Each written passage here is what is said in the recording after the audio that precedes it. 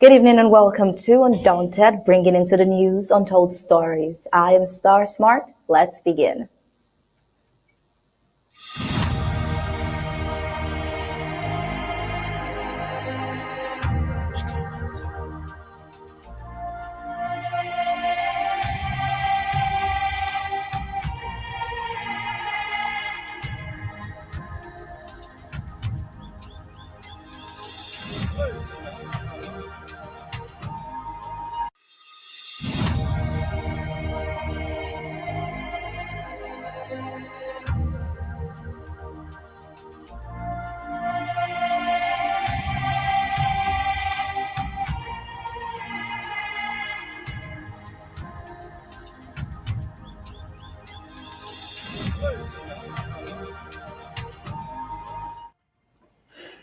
Well, as we delve into the issues facing the homeland Ambazonia, it is impossible to ignore the weight of history that continues to shape the ongoing conflict in southern Cameroon, known today as Ambazonia. Since its annexation and subsequent assimilation by La Republique du Cameroon, Ambazonia has been fighting a relentless battle to reclaim her sovereignty and establish its rightful place as the 55th recognized African nation.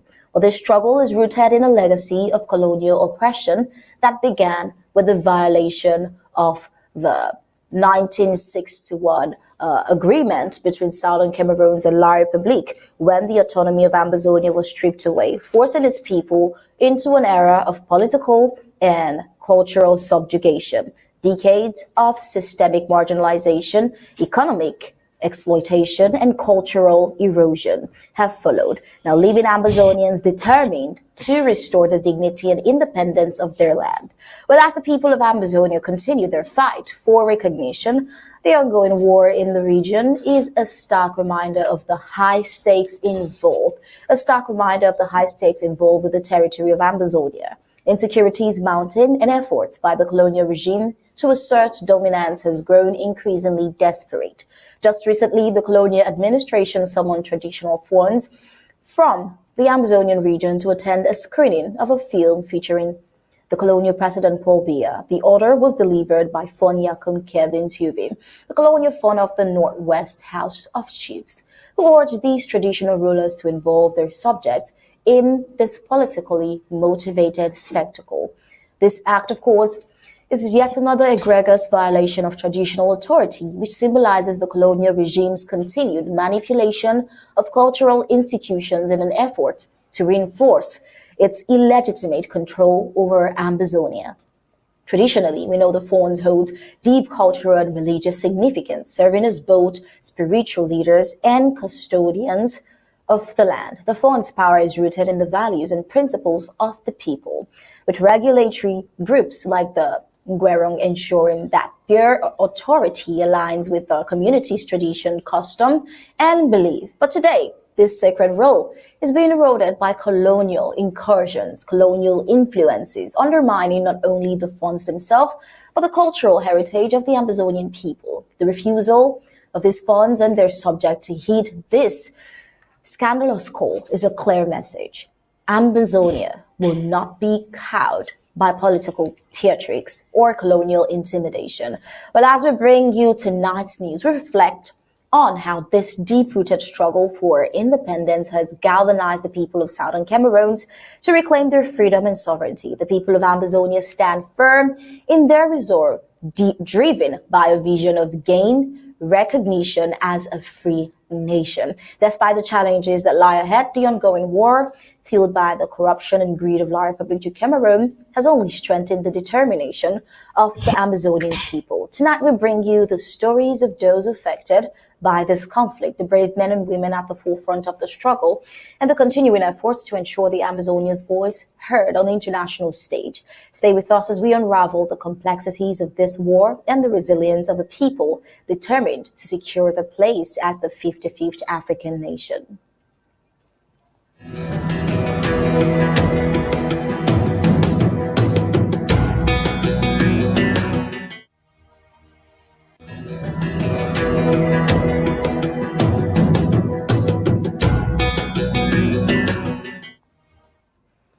Here are the prime headlines for tonight. Ambazonia and Fons summoned to screen President Biya's film. A report that will interest you tonight.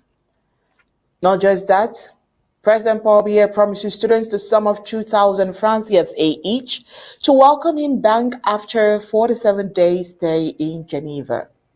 Repeated kidnappings for ransom scares people from using the Bingo-Bambui stretch of road.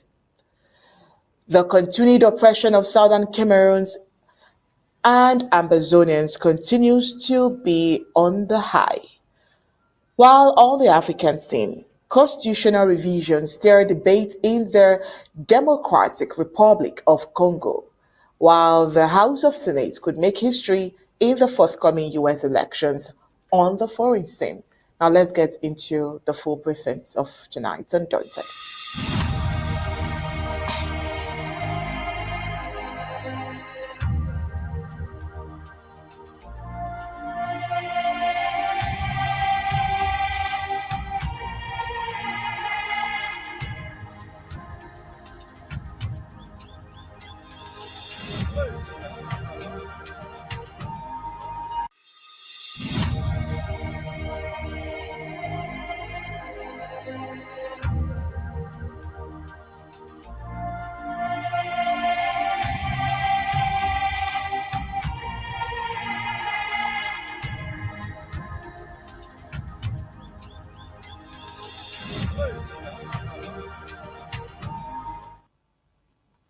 Since the onset of the war in Ambazonia, insecurity has become an increasing common part of daily life, reaching disturbing new heights.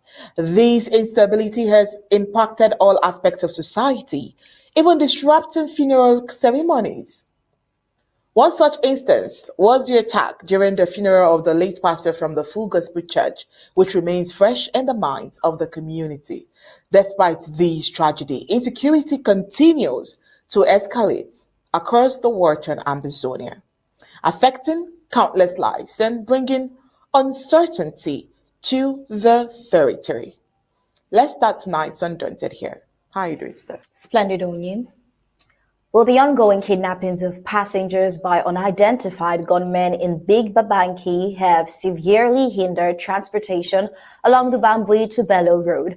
The most recent attack occurred during the burial procession of a driver who tragically lost his life on Ekok Road. The gunmen intercepted a convoy, abducting the driver's pregnant wife along with several other mourners. Motorcycles were also seized during the attack. After a distressing ordeal, the wife was eventually released, while the others spent the night in captivity before being freed, of course not after paying a ransom. This incident underscores the worsening security crisis in Ambazonia generally, particularly in Bingo-Bambui, as the case study for tonight. Daily kidnappings, robberies, and extortions are rampant, especially along this Bambui-Fungom road. People now live in constant fear of traveling this stretch, as the risk of abduction has become alarmingly high. The deterioration of security in Bingo-Bambui can be traced back to the traditional authorities' vision to request a colonial army barrack in the village. This has led to the near-total desertion of the area, with public structures and even the palace now abandoned and overtaken by grass, signaling the collapse of once functional institution. The rise in violence and kidnappings in Western Ambazonia continue to destabilize communities, leaving residents in constant fear for their lives and livelihoods. All right, of course, you know, Undaunted is never complete without our in-house analyst, Barrister Mbeseha, who is seated this evening to join the night's conversation. Barrister Mbeseha, this is another threat to life to all Ambazonians who are not just suffering from, all of the other basic amenities. Insecurity is on the rise. What would you say about this? Well, I think what happened during the funeral of that young driver and what happened during the funeral of the pastor is only a confirmation of what we have said so far. There is nothing like normalcy in Ambazonia. Yes, it happened during the funeral of a pastor and a driver. They didn't live in the same place. They live in different parts of the country or of the area. And so the insecurity was generalized. As of today, we know that Ambazonia has villages without villagers. The best activity that goes on there is to go and bury a loved one, whose death probably can be attributed to the ineffectiveness of what they call the government. And so it goes to confirm again, as I said, that there's nothing like, if there were ever to be any normalcy, at the very least, there should be normalcy during the burial of a loved one. There should be normalcy during the transportation of a corpse. Because these are events that cut across the board and across the world. And in regular states, we expect to get security provided as a matter of principle by the government. You're supposed to drive on a safe road. You're supposed to go bury a person and come back on a secure road. Driving your car or riding your bike or going on foot. That they were taking rounds, they were taking hostages. Even the widow of the poor woman, of the late man, will become a hostage, where she will be free to go and bury her husband only upon payment of a ransom. The question is asking is, where has the government, whose responsibility is to provide security, gone to? The answer is there's no government being provided by Yawundi. You don't care what happens to you or wherever you're found in Ambazonia. You can die. You can let your skin rot. You can give your corpse to the birds and to any wild animals. And so it should only help us understand where we are coming from and where we're heading to.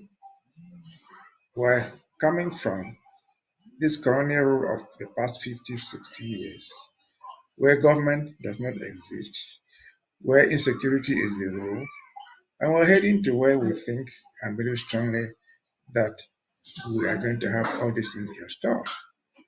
We're going to have something they call a government. We're going to have that government that can tell you that there's a police force. We're going to tell you that we're heading to where that police guy, who is just a police guy, will go to arrest a criminal and taken to a regular court, and that person will be tried and sentenced according to the law. We're heading to where we hope, once there, we will not get the story of Longe, people being caught and tortured officially by the government. Because I saw what happened to Longe, it is a news over there now. Who was this guy? He was in the custody in the military institution. He was being tortured. It is news because it is Longe. Because those tortures have become the regular day, especially for the Fons. And I just saw, before I came on here, I saw something on Equinox. They were analyzing that thing. And they said it was very bad. And the analysts on Equinox said, if they want, they will not like the customers to torture. I recommended specifically, send those soldiers and policemen to Umijok. You mentioned Umijok. Send them to Northwest and Southwest, where they will find enough customers to torture with impunity. It is still there. If you go on Equinox, you'll see it. And so, if this is the public debate, even in Yaoundé, over their social media and their radio stations and TV stations, we can only say that we are justified to fight and fight until we get out of this nonsense. Over to you. All right. Thank you so much, Barrister Mbeseha. I will definitely get back to you. It's not just the insecurity. There is so much arbitrary arrest and intimidation also going on. We'll definitely get back to you after this report on intimidation. Well, even before the war in Ambazonia escalated in 2017, the peoples of southern Cameroon had long been subject subjected to arbitrary arrest, subjugated as well, and various forms of intimidation by the colonial regime of La République du Cameroon. These abuses aimed at suppressing dissent and maintaining control over the region, the nation of Ambazonia, have only intensified since the outbreak of the conflict. The practice of what is now known as Kali Kali, a term used to describe mass arrest, has become increasingly common over the past years, with more frequent and widespread arbitrary detentions targeting innocent civilians, especially men. Despite the ongoing conflict, these acts of intimidation continue to instill fear, disrupt families, and violate the basic human rights of Southern Cameroon's Ambazonians. Well, earlier this morning, a group of anguished women gathered at the Gendarmerie Legion in Biya, desperately demanding the release of their sons and husbands who were recently rounded up in arbitrary mass arrests across various localities. These women, united in their pain and call for justice, targeted the Colonial Gendarmerie Legion, knowing it oversees other detention centers in the area where their loved ones are being unlawfully held. The women, helpless and overwhelmed by distress, are protesting not only for the release of their family members but also for their safe return.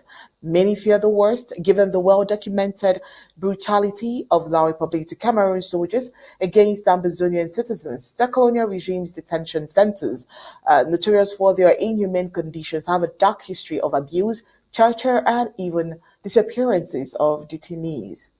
As the women rallied in front of the gendarmerie, their peaceful protest was met with restrictions by the colonial forces. Journalists attempting to document the event were barred from taking photographs or conducting interviews, a clear move to stifle press freedom and prevent the outside world from witnessing the extent of these ongoing injustices. The suppression of media coverage further highlights the repressive tactics employed by the colonial regime to silence opposition and conceal its widespread violations of human rights. Well, despite the outcry from families and the broader community, local authorities from La République du Cameroon have yet to release any official statement regarding the recent arrest or the current situation. The silence from the colonial administration, notorious for carrying out such unjustifiable operations, only deepens the despair of those affected. Meanwhile, the people of Ambazonia continue to suffer under a colonial regime that uses intimidation and arbitrary detention as tools to suppress their quest for freedom and justice. Well, this is not new. Barrister Mbeseha, time and time again, we've brought to you reports of arbitrary arrest. It's become all too common in the southern Cameroons where the colonial military just comes in and gets a mass of people, sometimes one, sometimes in their numbers. And yet again, it is happening. And this time the women went out en masse to ask for the release of their husbands and their sons, asking the colonial regime to give them back their sons. First of all, the question we're asking is, would this have any effect on them being held? Well, I don't know whether it will have any effect. But again, let us remember that this is happening in Biya. That village where they arrested the young man is called Mamu. Mamu is quite close to Biya. But that's not an isolated incident. Remember 2 weeks ago, or around that period of time, we were analyzing Bonakanda. Bonakanda is also in Biya, where they went and did similar things to children there. And as we spoke last, all the people had not been released. People had not all been released. They were still in detention. And I remember in that occasion, their lawyer wrote out something to protest, not all to protest, but to thank them for releasing these people in the first place. And so I took that opportunity here at that time to say, and I'm repeating here, Calais are illegal, locally and internationally. You don't go arrest a whole community with the hope that you from the group extract one looking one criminal, a suspect, not even a criminal yet. Because in Ambazonia, we follow the common law, and there's a principle in common law. It's better for a thief to go free than to lock up an innocent person thinking that you want to catch a thief. So the presumption is in favor of you and me. And so we're going to catch them and lock them up. It's not a solution. But again, in Cameroon, they use it for two purposes.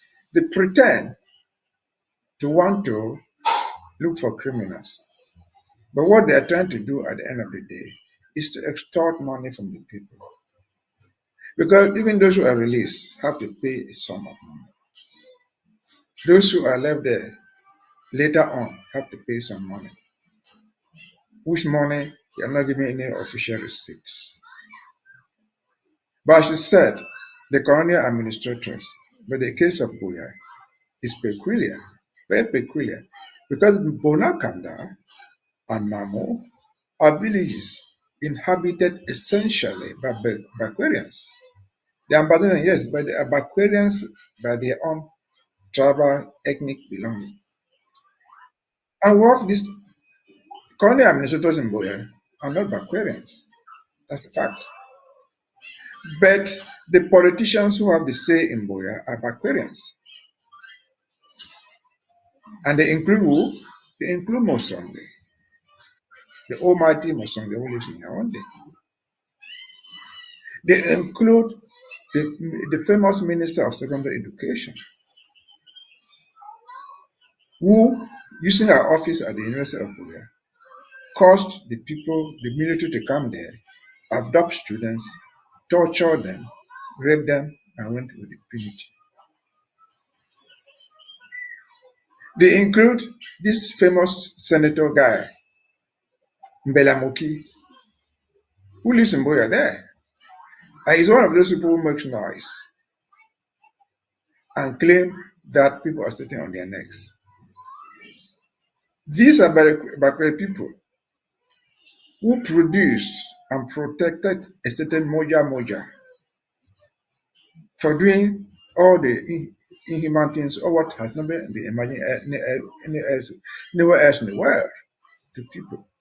And these people, politicians, are addressed it to them. They have kept quiet. They have condoned all that nonsense. And so where are we heading to? Where's Mr. Mosonge, the chairman of the bilingual whatever nonsense commission? He is there. Where is Nalova,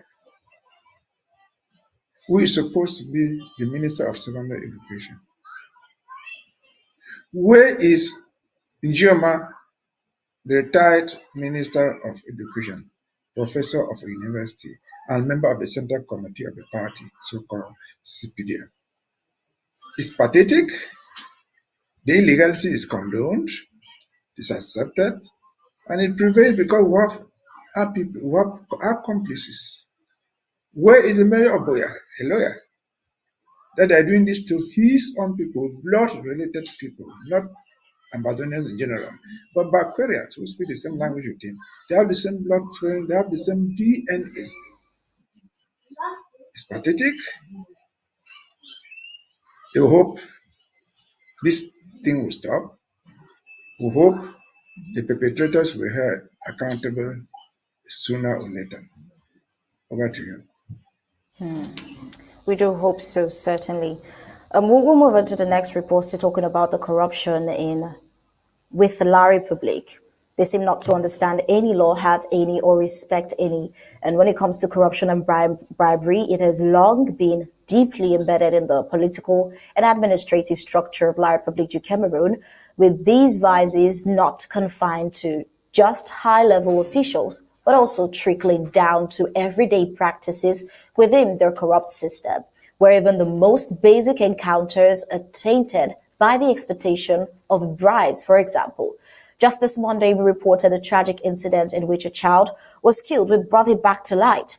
Child killed by a colonial police officer over refused a refused bribe of 500 francs CFAs, demonstrating how pervasive corruption has become with the administration. The rot is so deep that it extends to all arms under La Republique's administration, including its prison system, as revealed in this recent case at Boyo Central Prison.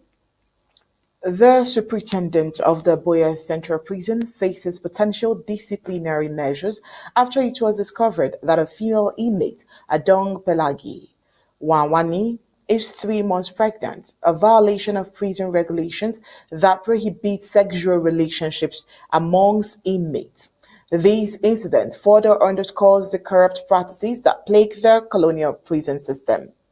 Pelagi, a 24-year-old inmate, became involved in a clandestine relationship with another inmate, Emmanuel Chico, who allegedly bribed a warder to facilitate their illicit encounter.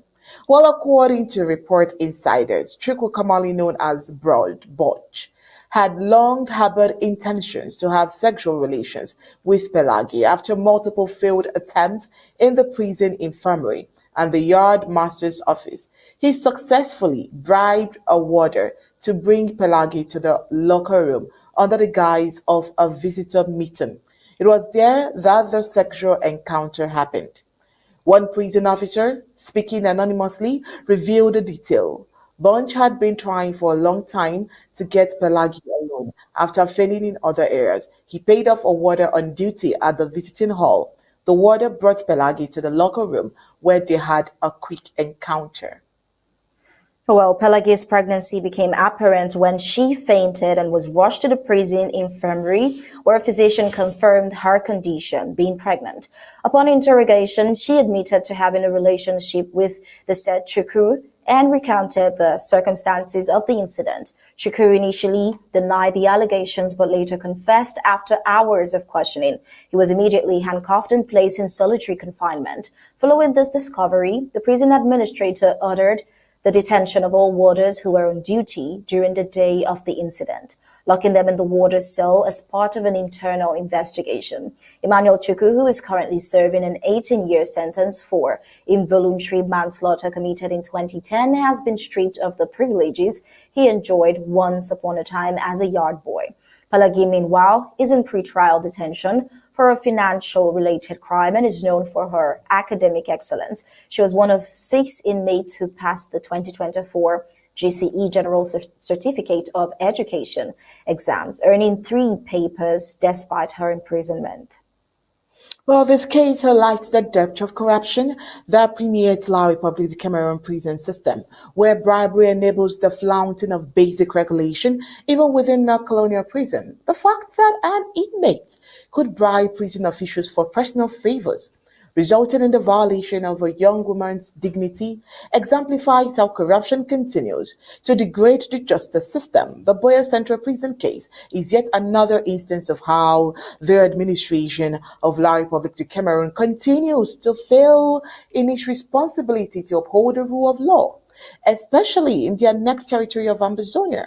This endemic corruption is not an isolated event, but a reflection of the broader collapse of integrity within La Republique du Cameroon's governance. As long as bribery remains the currency of control, justice and order will remain elusive in both colonial prisons and the broader society. Barrister Mbeseha, here is a report not palatable to the ears. How much more to the word? How can we explain that bribes do go on just for such actions to take place? Is this normal, or we're just getting to get hold of it as a media? Is this a normal practice? Let me say this. Bribery, that we just talked about, the adoptions of people. Bribery is part of the culture of the Cameroon government. So they do anything to take bribe. But since this concerns prison, that gives me the opportunity to go further than just bribe. You remember, we purportedly joined this people in 1960. If they ever adopted anything from the so-called Anglophons, they claimed to have adopted the Anglophone prison system. They adopted the West Cameroon, Southern Cameroon, prison system. In other words, what an ideal prison system. Which is why, as we speak, they have the highest prison training school in the world, where they train the highest officials of the prison. In principle, they adopt the Southern Cameroon prison system. The Southern Cameroon prison system is was so peculiar. I know the prison they're talking about. I've been there so many times. There's a section for women and a section for men. How do they come mixing up with getting pregnant? As Shirley said, it is corruption. It is an abuse of the system they purportedly inherited. The Boya Center prison that they are there, where these events occurred, was built before 1960. They made the prison there. They have not added another building there. It is still the same prison.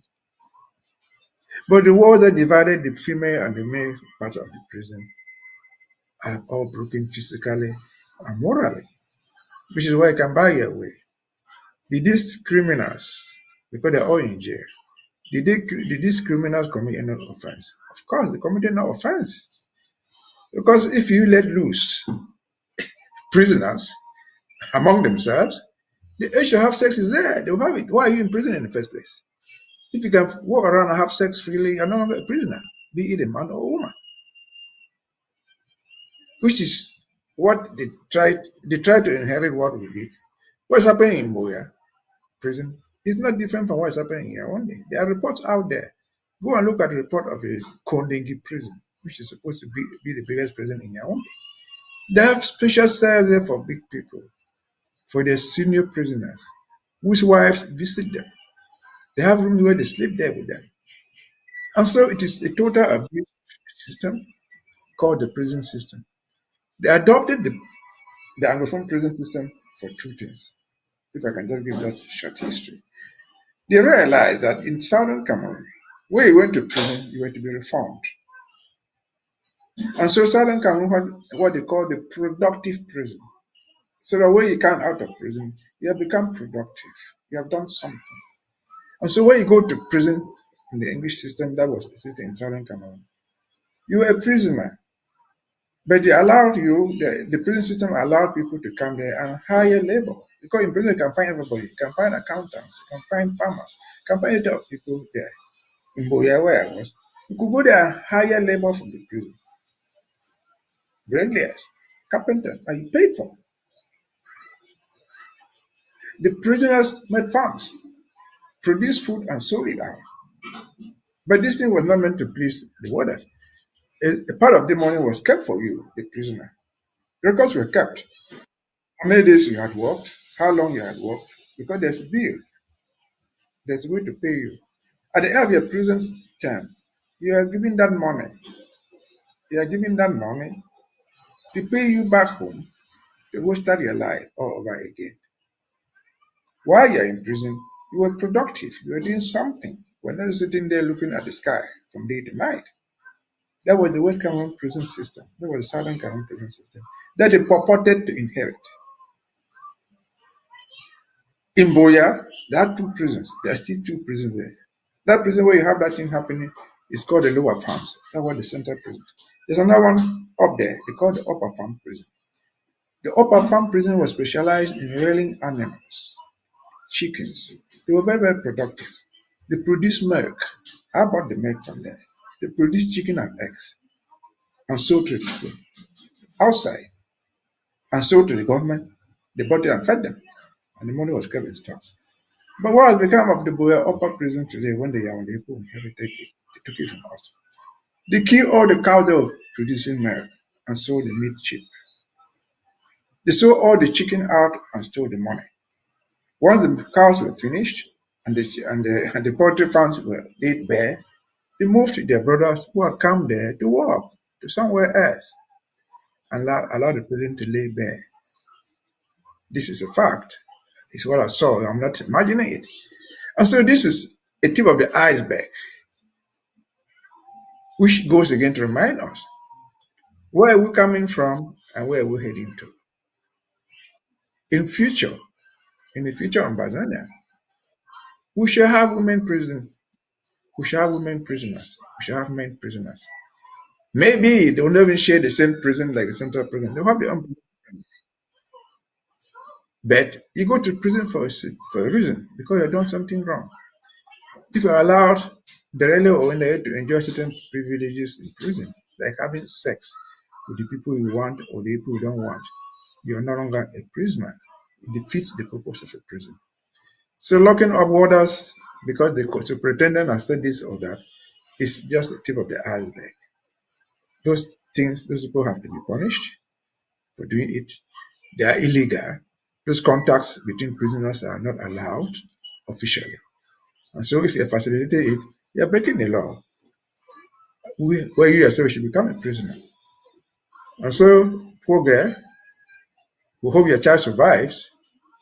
Child will born in prison, maybe. We don't know what the child will be, but that's where you find yourself.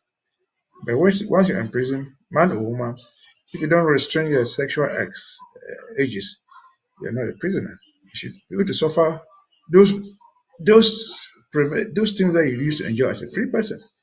That's what makes you a prisoner. Over to you. This is a very sad one, just to show that there is corruption from every nook and cranny of La Republic to Cameroon, wherever you want to talk about the police to the government to everyone at every point in time at every level corrupt. But we'll definitely continue to follow up with that report. But that definitely is not all there is to see when it comes to corruption. And so when it comes to other corruption, we are seeing that students are paid to, come and dance and welcome the president.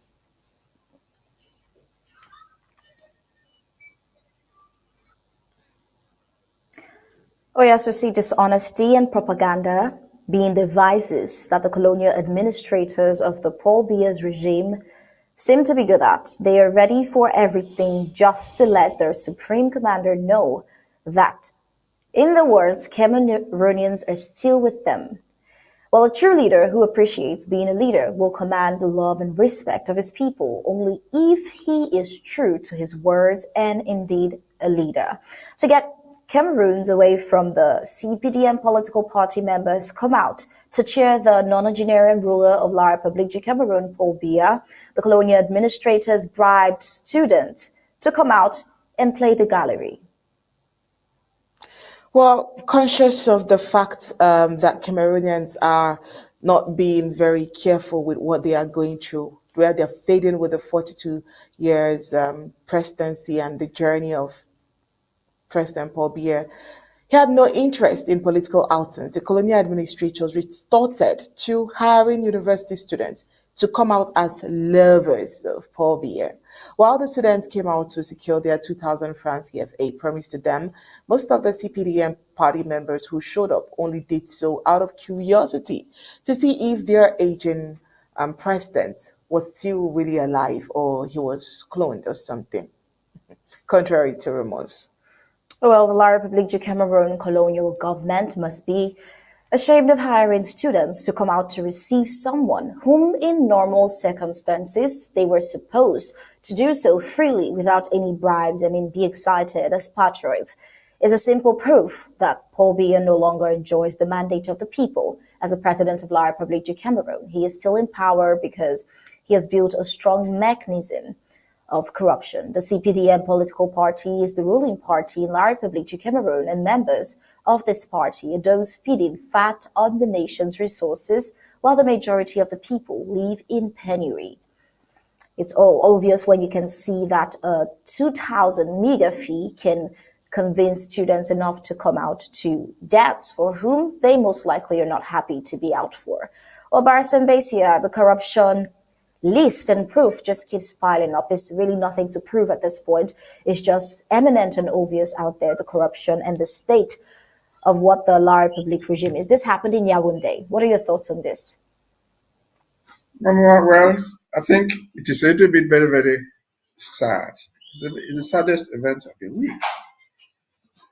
First, what they were doing, for example, trying to buy obedience, to buy submission. There's nothing wrong with that. In politics, you can do all those things. But what is important for us to analyze is the type of people they were trying to buy obedience from. These are university students. Most of the university students, if not all, are aged at least 18 years or a little bit below, and maybe 25 years old. They are the young population. They are university students. There's a meaning in the word university students. These are people where the future of the country lies. These are the people who should stand up and say no for the good of the country. But they're able to buy them, these young people, and they take the money. They're in Yaoundé, they're in the University of Soa, that's Yaoundé. But that is not all of the youth. I'm sure, if you read the news, while they were being bribed to go and stand on the road, their brothers and sisters in the University of Douala having classes. There was no classes going on in the University of Douala. Why? Because the teachers were on strike. The same teachers are the ones, their colleagues are in Yaoundé, their colleagues are in Boga, Bamenda, or the other 10 state universities. They are not being paid what they ought to have. The students are not having classes. They are not having the regular classes.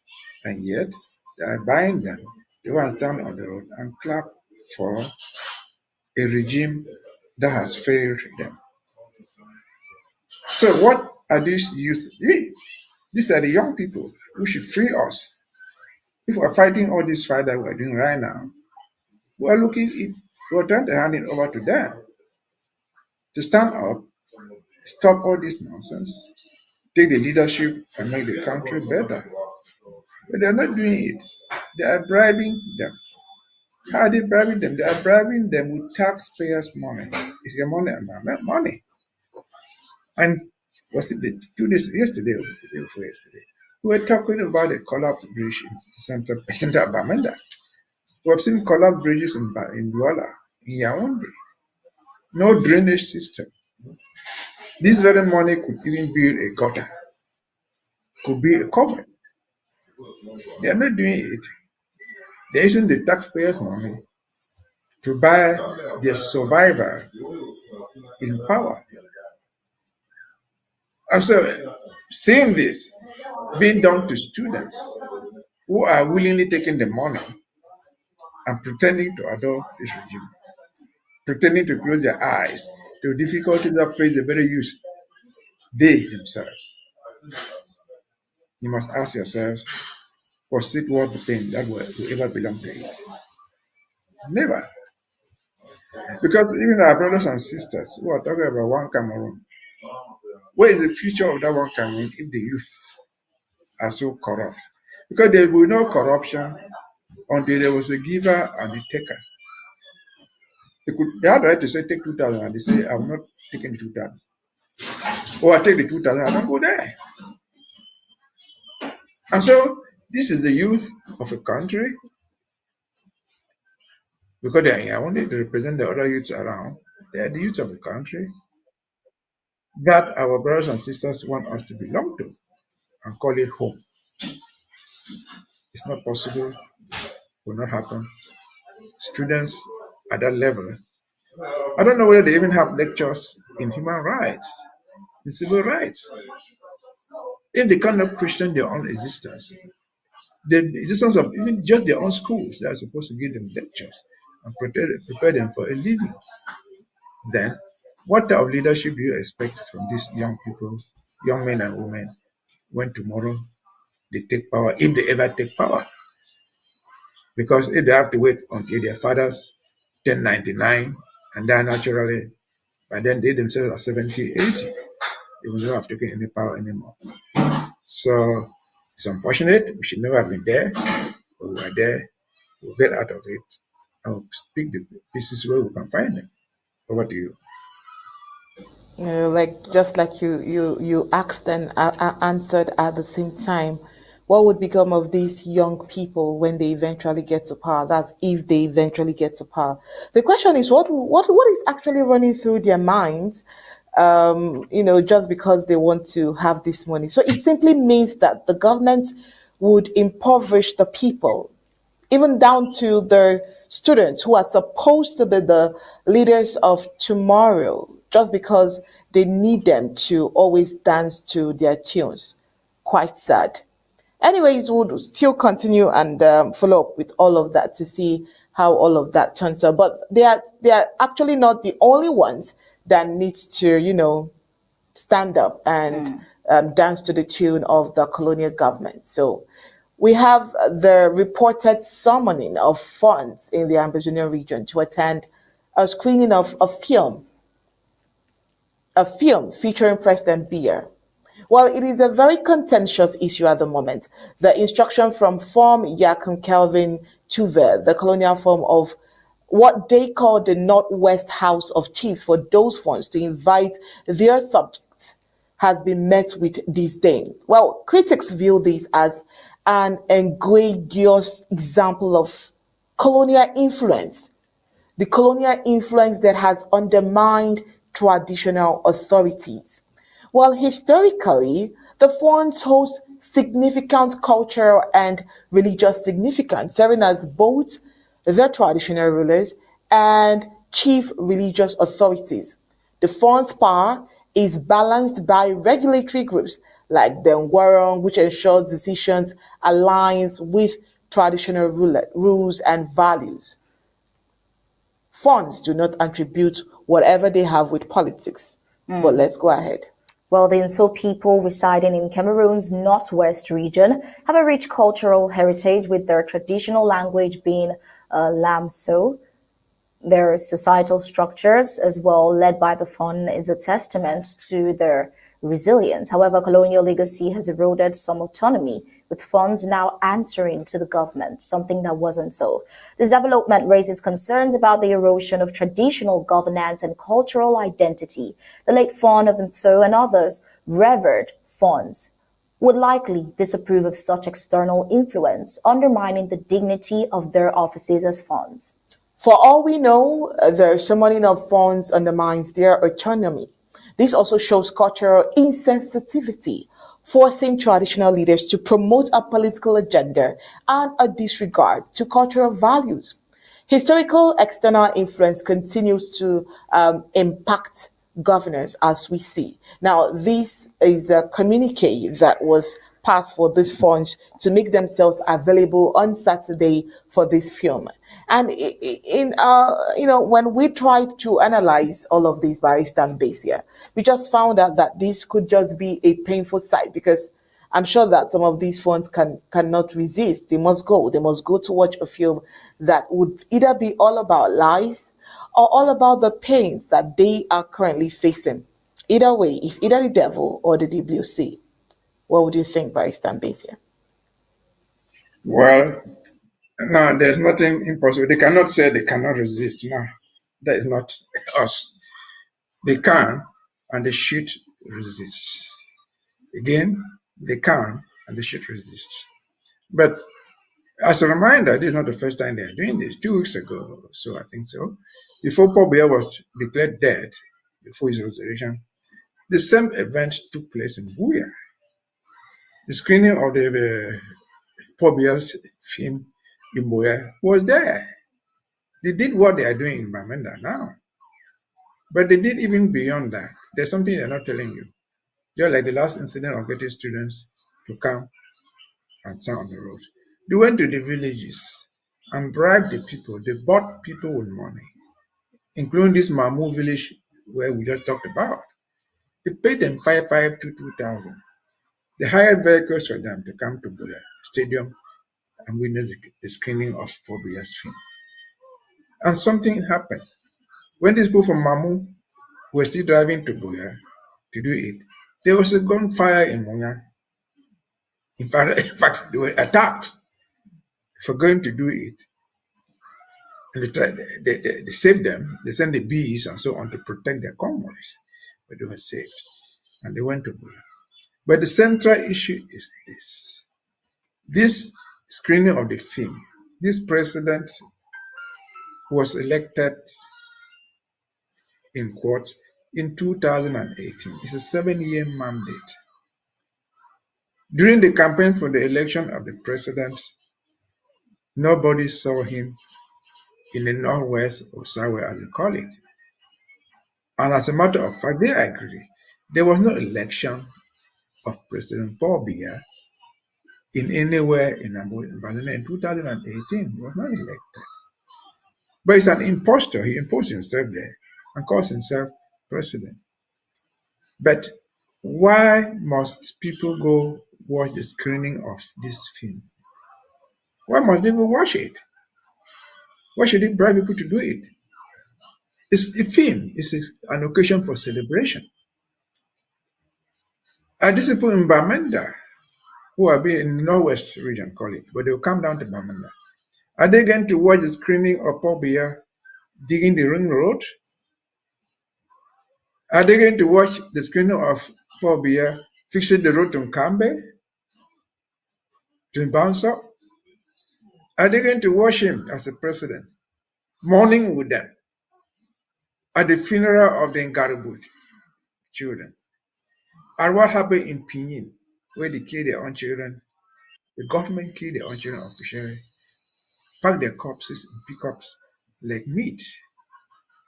So what are they going to watch the screening for? What are they going to be screening? Is there anybody in the Northwest, call it Bamenda, or in short in Ambazonia, who has anything to celebrate in the so-called presidency of Mr. Biya? Whether you are screening it for the past 5-7 years, or for the past 40 years, what are we celebrating? What are they screening? Why are you going to watch them screening? Water? The broken bridge at the commercial avenue? The roads? The schools? A university created on a piece of paper without classrooms called University of Bamenda. Where are the classrooms? Where is the center? They inherited Cas Bambili. Cas Bambili was the product of West Cameroon government. They transformed it so-called to a university without anything other than a piece of paper signed under President Paul Biya. And so what are these people going to celebrate? What are they going to celebrate? And I guess that thing from the so-called Northwest House of Chiefs, that letter probably was also, of course, not probably, he also went to the front of Bansa. This young man. But remember, your father sat in the palace and told Ahijo, you are a visitor, you meet me in the palace. And Ahijo went with his 2 legs to meet him there. Then you are his successor. What is the legacy of your father? What are you going to celebrate? What are they going to celebrate? People in Bamenda town. Are you going to celebrate Frontier, who lived in Quen and resigned from the CPDM under the very Paul Biya? Are you going to celebrate Mr. S.T. Muna, who live in Gembo, just in 20 kilometers to Bengu, and was disgraced as anything else in Yaoundé under Paul Biya?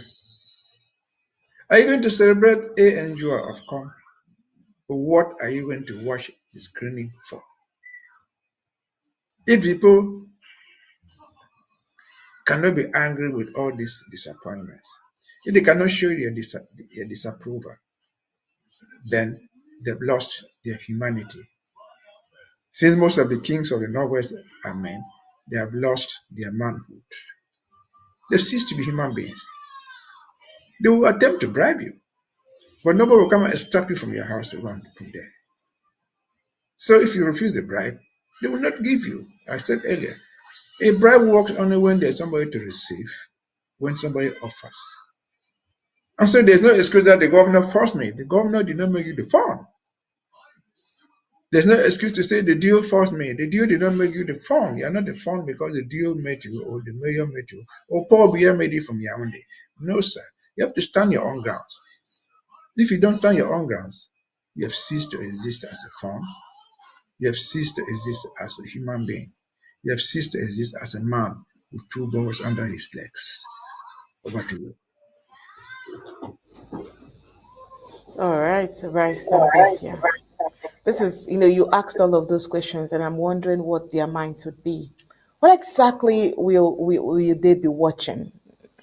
For some very sad thoughts, I would just want to know what that movie is all about. But then it's just so sad that people are being coerced to do what they would ordinarily not want to do. Well, we'll definitely follow up with that report and, of course, bring you up to speed with whatever eventually happens with the screening of that particular movie come Saturday to the 26th. Meanwhile, you do not want to forget that the Transition Drive Fund is coming up on Saturday as well. Barrister Mbeseha, would you want to say a thing or two concerning that particular, fund drive by the president, President Samuel Ikonesako for Saturday, while we use that to wrap up tonight's segment with us? Oh, well, I think I said it before. You see, we live in a human society. People argue, people make noise, but there comes a time that you focus on something that will take you somewhere else. You can disagree after, but let everybody, the president has already said it, let all and sundry hit to the transition draft. Because as I said yesterday, there are so many things that you don't know, which the president knows. And I said earlier, we talked about Dr. Mongo, who was saying, oh, there's something might be in the offing. All these things depend on us raising money. All these things depend on us showing our united front. And so this draft, which is coming, disagree with any other thing else, but don't disagree with the draft. Get there and play your part so that our journey will be hastened. We can cross the final line sooner than later. Over to you. All right, thank you so much, Barrister Mbeseha. And it's at this juncture we'll see you on Saturday when we all sit together to talk about Ambazonia this week. All right, thank you so much for always, making yourself available for every time we call on you for Undaunted. Thank you for All right, across the globe and Africa.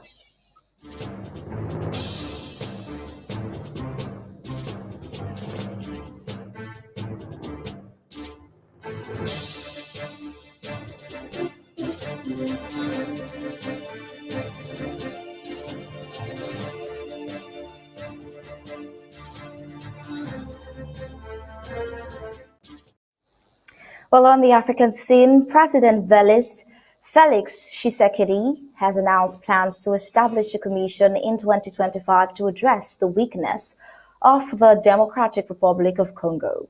The current constitution, which he argues does not reflect the realities of the country. During an October 23rd speech in Kisangani, Tshisekedi pointed to delays in forming the government and provincial assemblies as evidence of the constitution's limitations, particularly emphasizing how these bodies are driven by selfish interest. He attributed the 6-month delay in swearing in the government to power struggles within the ruling coalition, which includes over 50 ministers led by Judith Suminwa Tuluka, the Democratic Republic of Congo's first female prime minister. Tshisekedi, now serving his second and final term under the 2006 constitution, dismissed claims from opposition figures that he seeks to extend his time in power through constitutional changes. He stated that any revision, particularly those related to presidential term limits, would be decided by the people. The current constitution, Democratic Republic of Congo's third, was introduced after a 2003 referendum that was last revised in 2011. However, calls for further revision have grown louder within Tshisekedi's party, with some leaders citing late party founder Etienne Tshisekedi's advocacy for constitutional reform. Meanwhile, the UN Special Envoy for the Central African Republic, Valentine Rugwabiza, provided an optimistic update to the UN Security Council on the 23rd of October, reporting progress in disbanding armed groups in the country. She highlighted the successful dissolution of 6 major armed groups and 3 factions, resulting in the disarmament and integration of former combatants into the national army. Despite these gains, Rugwabizer warned that the country remains vulnerable to backsliding, urging the Council to extend the mandate of the UN peacekeeping mission, MONUSCA, until 25th of November 2025 and provide adequate resources to support the mission's objective. Preparations for the 2025 local elections are advancing while MONUSCA continues to protect civilians, support humanitarian efforts, promote human rights, and facilitate the disarmament of fighters. However, the mission has faced allegations of sexual exploitation, highlighting ongoing challenges. CAR's adoption of a new national development plan in 2024 aims to address immediate needs while fostering long-term peace and prosperity. Despite these strides, CAR is still grappling with the effect of armed rebellions and violence that have persisted since 2013. Well, in Egypt, on October 23rd, Egypt raised fuel prices by 10% to 17%. For citizens already struggling with rising inflation. They justify the price hike as necessary to reduce the growing gap between the cost of petroleum products and the production and import expenses. The new prices, which affect both diesel and gasoline, come at a time when Egyptians are facing sharp increases in the cost of living with previous fuel price hikes, subway fare increases, and the depreciation of the local currency exacerbating the situation.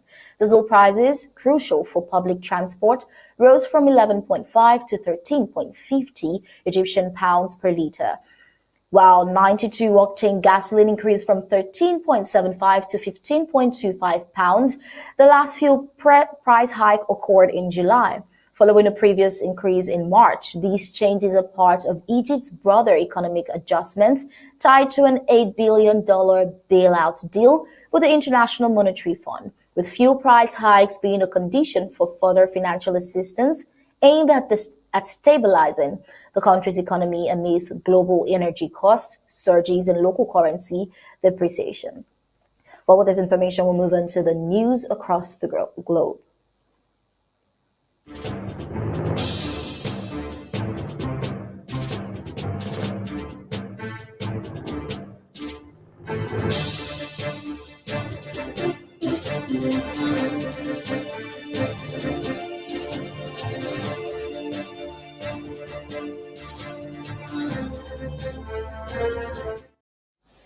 While the 2024 U.S. elections may make history with a rare reversal of power in Congress, recent polls suggest the House could flip from Republican to Democratic control, while the Senate may shift from Democratic to Republican. And so much more that will happen. This would be the first time in over 30 years that both chambers have changed partisan control in opposite directions. The possibility of the historic shift arises from differing battleground maps for House and Senate, with all 435 House seats up for grabs. Democrats need to secure just 4 additional seats to gain majority. Notably, they could achieve this in New York alone, where 4 House races were won by Republicans with less than 5-point margins in 2022. These districts were won by Republicans in 2022, but Joe Biden would have carried them under current district lines. The Democratic Party potential gains in New York would significantly impact the balance of power in the House. Well, on the United Nations, Chief Guterres attending BRICS summit despite Ukraine's criticism. We see UN Secretary General Antonio Guterres arriving the BRICS summit in Kazan, Russia on October 22nd despite criticism from Ukraine. The BRICS group, comprising Brazil, Russia, India, China, South Africa, now Iran, Egypt, Ethiopia, and the United Arab Emirates, is holding a 3-day summit from October 22nd to 24th, with 36 world leaders in attendance, according to Moscow. Guterres is scheduled to meet Russian President Vladimir Putin on October 24th, as confirmed by Russian presidential aide Yuri Ushakov. However, Ukraine's foreign minister has criticized the United Nations Secretary General's visit, and this development comes amidst Guterres' advocacy for strengthened multilateralism and reformed global governance structures. In his previous remarks at the BRICS summit in Johannesburg, he emphasized the need for cooperation and unity in addressing global challenges such as climate change, poverty, and inequality.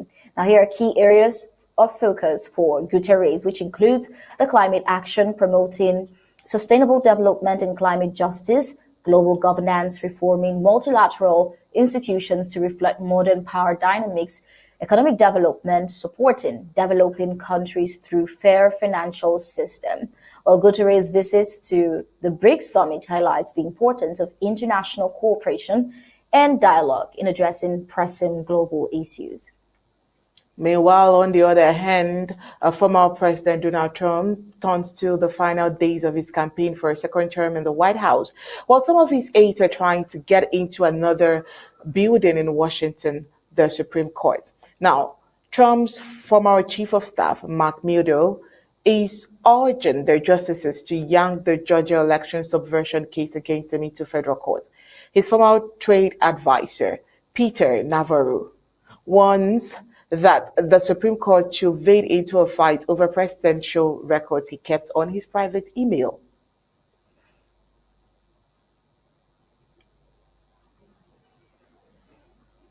Well, on Monday, the High Court brushed aside a lawsuit from Trump's former fixer, Michael Cohen, who alleged his ex-boss retaliated against him for promoting a tell-all book. Well, the appeals, some more serious than others, reflects the chaotic cast of characters that surrounded the Republican nominee during his 4 years in office, many of whom remain in serious legal jeopardy. Some may have that the Supreme Court 6-3 conservative supermajority will take a sympathetic view of those who, at least at one point, were close to the president, who named 3 of the 9 justices. But in all, Donald Trump seems to be one of people's favorite. Like we've said, this election is going to be a bottleneck election. So I will definitely give you updates on all of the briefings when it comes to the U.S. elections.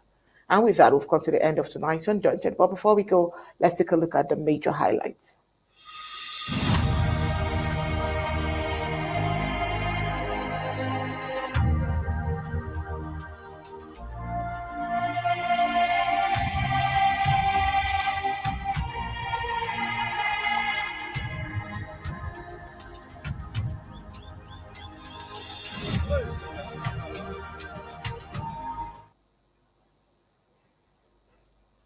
Well, that's it for tonight's Undaunted. Bringing to the news on top stories. Let's give you the highlights. On Undaunted tonight, we brought to you the Ambazonian Fons summoned to screen President Biya's movie.